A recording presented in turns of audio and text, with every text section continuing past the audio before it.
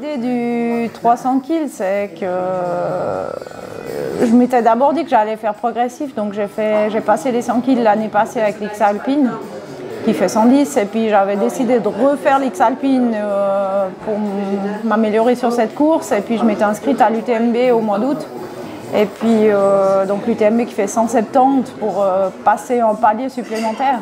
Et puis quand ils ont annulé l'UTMB, je me suis dit il faut absolument que je trouve un truc. Puis après je réfléchissais, je me disais bon il y a cette Swiss Peaks aussi 170 qui correspondrait plus ou moins à l'UTMB en dénivelé en kilomètres. Et puis ça m'embête toujours de ne pas faire la plus longue dans ces trails. Alors du coup je me suis dit allez partons sur les 300 kg. 2020 c'est une année un peu folle avec ce corona et tout ça, alors pourquoi je ne ferais pas moi-même une folie? La logistique, j'ai eu la chance de ne pas avoir trop besoin de gérer parce que j'ai mon copain qui m'a suivi tout le long. Vraiment du début à la fin, il m'a amené au départ et puis il est venu me récupérer au Bouvray. Puis il était là dans tous les ravitaillements où j'avais le droit à une assistance personnelle. Donc c'était juste exceptionnel, quoi. J'avais zéro souci à ce niveau-là. Je lui avais préparé des caisses d'habits, des caisses de nourriture, des caisses de boissons, et puis c'est lui qui a tout géré. La gestion du sommeil, ça c'était aussi l'inconnu total pour moi en fait. Parce que le seul long trail que j'avais fait, j'avais même pas passé une nuit entière dehors, donc là j'avais pas du tout dormi. Donc là j'ai passé 4 nuits dehors. Et puis, je ne savais pas du tout comment il fallait que je dorme en fait. On m'avait souvent parlé de micro-sieste de 20 minutes ou 30 minutes, donc j'ai essayé de partir là-dessus. Et après 24 heures, j'ai voulu en faire une, mais c'était juste impossible. J'avais tellement d'excitation, d'adrénaline que je suis restée 2 fois 20 minutes de suite dans ce lit pour rien. Tu sais où t'en es quand tu es dans la course? Tu sais qui te suit Au niveau de la position, tu dis. Là, j'ai assez vite su comme j'étais en tête au début, quoi. Je pense que si j'avais pas été en tête, j'aurais moins été au courant, mais là, c'est vrai qu'ils me disaient tout de suite, ah, t'es la première femme, donc... T'es en tête, hein, ma chère? Ouais, mais ça veut rien dire. Non, mais quand même. Mais ça veut rien dire, et on a encore 170 kilos à faire. Ouais, mais bon, ça a quand même de l'avance. Tu peux avoir 10 heures d'avance que... Non, ça veut dire que tu peux te permettre de traîner un petit peu plus. Tu peux te permettre de... T'as quand même un peu d'avance. Ouais, mais je sais pas du tout, moi, j'en sais rien.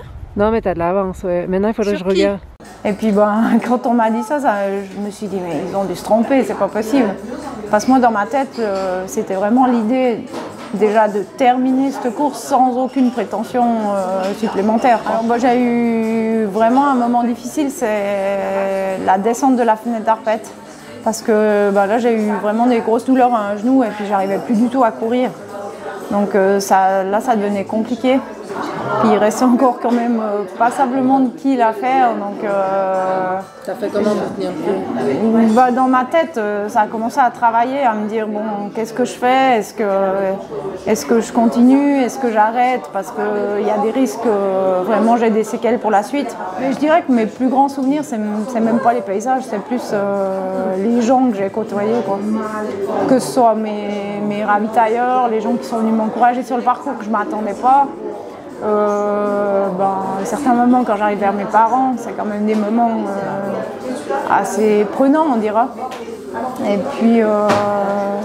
puis les bénévoles, quoi. C'est incroyable. Dans tous les ravitaillements, ils sont hyper accueillants. Et puis bon, c'est vrai qu'en étant valaisanne, je pense qu'ils m'attendaient peut-être un peu plus que certains autres coureurs. Chaque fois, ils disaient « Ah, il y a Émilie qui arrive ». Des fois, j'entendais au micro déjà quelques kilomètres avant. Donc, c'est vrai que c'est des choses qui me motivent, quoi. Ça représente quoi pour toi, la 3e place? Ouais, pour moi, c'est exceptionnel, quoi. Parce que, ouais, vraiment, comme je t'ai dit, dans l'idée, c'était vraiment... J'arrive au Bouvray, point, j'avais aucune ambition. Enfin, c'était déjà pas mal pour moi, cette ambition-là. Et puis, de finir sur le podium là-bas, ouais, c'est magique.